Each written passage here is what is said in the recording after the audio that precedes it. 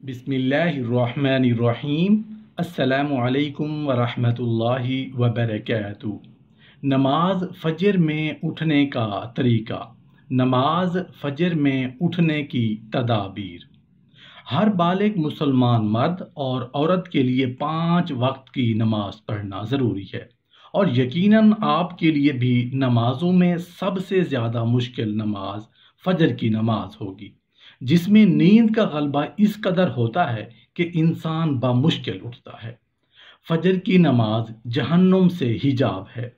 रसूलुल्लाह सल्लल्लाहु अलैहि वसल्लम ने इरशाद फरमाया, जो शख्स सूरज निकलने से पहले और सूरज डूबने से पहले की नमाजें यानी फजर और असर पढ़ता है, वो हरगिज़ जहन्नुम की आग में दाखिल नहीं होगा। फजर की नमाज जन्नत की ज़ुबान है। कुछ लोग कहते हैं कि कोशिश तो करता हूँ, फजर की नमाज के लिए उठा ही नहीं जाता। कुछ लोग कहते हैं जी उठ तो जाता हूँ, बस हिम्मत नहीं पड़ती कि जी ऐसा होता है। कुछ लोग कहते हैं बस अलार्म लगाया था, अलार्म तो बजा लेकिन बात नहीं बनी, बस उठ के बैठता हूँ फिर सो जाता हूँ। दूसरा कहता है वुज़ू करके आया तो जी चाहता है थोड़ा सा सो जाऊं, तो पता चला कि फ़र्ज नमाज भी गुजर गई है। ये मुख्तलिफ सवालात बताते हैं कि अगर लोगों को अल्लाह के रसूल का तरीका आ जाए तो उनके मसाइल हल हो सकते हैं। तरीका क्या है? अगर कोई सच्ची तमन्ना रखता है कि अलस सुबह जाके जल्दी उठ जाए ताकि वो फजर की नमाज पढ़े, तो उसके लिए पहला काम ये है कि वो रात को सुन्नत के मुताबिक जल्दी सो जाए। अगर आपके पास कोई मेहमान आ गया है तो उसकी खातिर तवाज़ो करने के लिए आप लेट हो सकते हैं कि वो आया है, परेशान ना हो, उसको खाना खिला के उसको लिटा के जाहिर बात है आप लेट हो सकते हैं। अगर आपके पास कोई उज़र नहीं, तो आपको अगर सुन्नत से प्यार है तो आपको जल्दी सोना चाहिए। ये पहला तरीका है जिससे आप फजर की नमाज के लिए उठ सकते हैं। और उसके साथ ही दूसरा तरीका मिला लीजिए जो शायद ही आपके लिए नया हो। हदीस में आता है कि कैलूला किया करो, क्योंकि शैतान कैलूला नहीं करता। कैलूला क्या होता है? जोहर से पहले कुछ देर अपने आप को रिलैक्स करना। जोहर के बाद भी हो सकता है, और आज की साइंस भी ये बताती है कि 26 मिनट अगर आप अपने आप को लिटा लें तो उससे आप फजर की नमाज के लिए अपने आप को तैयार कर सकते हैं। दूसरा काम, आपने जब सोना है तो सोने से पहले आप बावजू होके सो जाइए। तीसरा काम, अज़कार करके सो जाइए। चौथा काम, नियत भी करके सोइए। नियत करके सोएं, दुआ करके सोएं। सोने से कबल सूरह मुल्क ज़रूर पढ़िए। ये कब्र के अजाब से इंसान को बचाती है। नियत करके आप सो गए, अगर आपने आपकी नीयत को अल्लाह ने आपकी नीयत को पसंद कर लिया कि वाक़यातन ये मुझसे हम कलाम होना चाहता है, ये फजर की नमाज के लिए उठना चाहता है, तो मेरा मालिक ज़रूर उठाएगा। दिल की जो कैफियत होती है ना, फैसले उसी पे होते हैं। आप उठते हैं, बहुत सारे उठने के बाद भी फेल हो जाते हैं। शैतान नहीं उनको उठने देता। आप सल्लल्लाहु अलैहि वसल्लम ने एक काम किया है। आप सल्लल्लाहु अलैहि वसल्लम की एक सुन्नत मुबारक है कि जब आप सल्लल्लाहु अलैहि वसल्लम उठते तो अब्दुल्ला बिन अब्बास रज़ी अल्लाहु अन्हु कहते हैं, गौर कीजिएगा, जब आप उठे हैं तो उठ के आप बैठिए, भागिए नहीं, दौड़िए नहीं। कितना टाइम हो गया? ये अफरा तफरी दीन में नहीं है। बड़े आराम से, तहम्मुल से, सुकून से, वकार से हम किसके लिए उठे हैं? आप उठ के बैठिए, अल्हम्दुलिल्लाह कहिए, दुआएं पढ़िए, और ऊपर से आंखें बंद होंगी, आप सुन्नत के मुताबिक काम किया करें। दोनों हाथों से 3 मरतबा अपने चेहरे पर लगाएं ताकि नींद दूर हो जाए, नींद का खुमार ख़त्म हो जाए। उठते वक्त भी आपको दुआ पढ़नी चाहिए, अल्लाह तेरी ही तारीफ़ है जिसने दोबारा मुझे सही सलामत ज़िंदा कर दिया। मैं अल्लाह के नाम पे सोता हूँ, उठूँगा, मैं अल्लाह के नाम पे ही मरता हूँ और ज़िंदा किया जाऊँगा।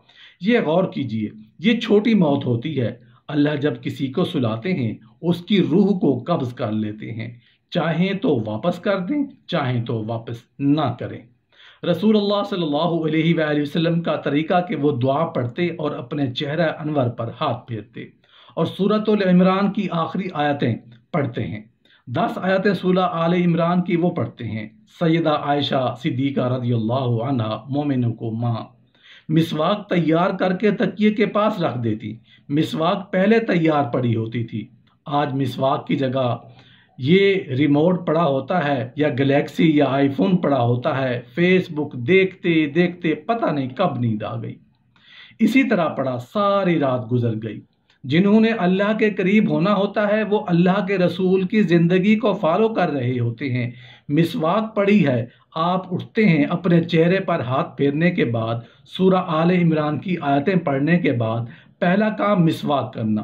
نیند کی رہی صحیح کسر بھی نکل جاتی ہے، کہاں سے آئی کہاں گئی کچھ پتہ نہیں، تر و تازہ اٹھا۔ رسول اللہ صلی اللہ علیہ وآلہ وسلم نے فرمایا تھا اپنے منہ کو صاف ستھرا رکھا کرو، یہ قرآن کے راستے ہیں۔ آپ حیران ہوں گے کہ یہ حدیث سن کر فرشتوں کی کوئی خوراک نہیں، لیکن بندہ جب مسواک کر کے کھڑا ہو جاتا ہے تو فرشتہ جو ہے وہ پہلے چکر لگاتا ہے، مسواک کی ہوئی ہوتی ہے، قریب ہو جاتا ہے، یہاں تک کہ اپنے ہونٹ پڑھنے والے کے ہونٹوں پہ رکھ دیتا ہے۔ جو مسواک کر کے قرآن کی تلاوت کرتا ہے تو وہ تلاوت فرشتے کی خوراک بن جاتی ہے، لیکن اگر اس نے مسواک نہ کی ہو تو وہ قریب نہیں آتا، پیچھے رہتا ہے۔ اب سوال پیدا ہوتا ہے کہ ٹوتھ برش بھی کیا جا سکتا ہے؟ آپ کر سکتے ہیں، منع نہیں کر رہے، لیکن یاد رکھنا مسواک کا متبادل نہیں ہے۔ یہ مسواک کرنا سنت ہے، اور جو اس کے فوائد ہیں آپ تصور نہیں کر سکتے۔ وہ ان دندان سے آپ کو فوائد نہیں ملیں گے۔ خصوصاً پیلوں کے درخت کی مسواک اللہ کے رسول کو پسند تھی، اور اس میں آج تو طب نے بھی کتنی بڑی باتیں لکھ دی ہیں کہ کس طرح انسان کے مسوڑوں کی یہ ورزش کروا دیتی ہے، اور کس طرح اس کے خون کو ٹھیک کر دیتی ہے، اور کس طرح انسان کے لیے ان دانتوں کو تر و تازہ رکھتی ہے۔ مسوڑوں میں کسی قسم کی پیچیدگیاں اگر ہوں تو یہ مسواک اس کو دور کرتی ہے، جبکہ برش یہ نہیں کر سکتا۔ آپ کی اگر آنکھ کھلی گئی ہے تو میں کہتا ہوں آپ کی ہمت نہیں ہے، پھر بھی آپ جسم ٹوٹا ہوا ہے، لیکن ایک کام کر لیجئے، آپ صرف اتنا کہہ دیں سبحان اللہ والحمد للہ ولا الہ الا اللہ واللہ اکبر ولا حول ولا قوت الا باللہ۔ یہ 5 کلمے کہہ کے جو مومن میں منہ میں آئے دعا کر دینا، اللہ وہ پوری کر دے گا، اور ساتھ میں دل میں خاموشی کے ساتھ ہونٹ بھی نہ ہلنے پائیں کہ یا اللہ میرے والدین کو جنت الفردوس عطا فرما، اللہ ان کو صحت دے دے، اللہ مجھے ہدایت پہ رکھنا، اللہ میری اولاد کو نیک بنانا، اس سے بڑی کوئی دعا نہیں۔ حضرت علی کرم اللہ وجہ الکریم سے کسی نے پوچھا، میں بہت کوشش کرتا ہوں کہ صبح نماز پڑھوں مگر اٹھا نہیں جاتا۔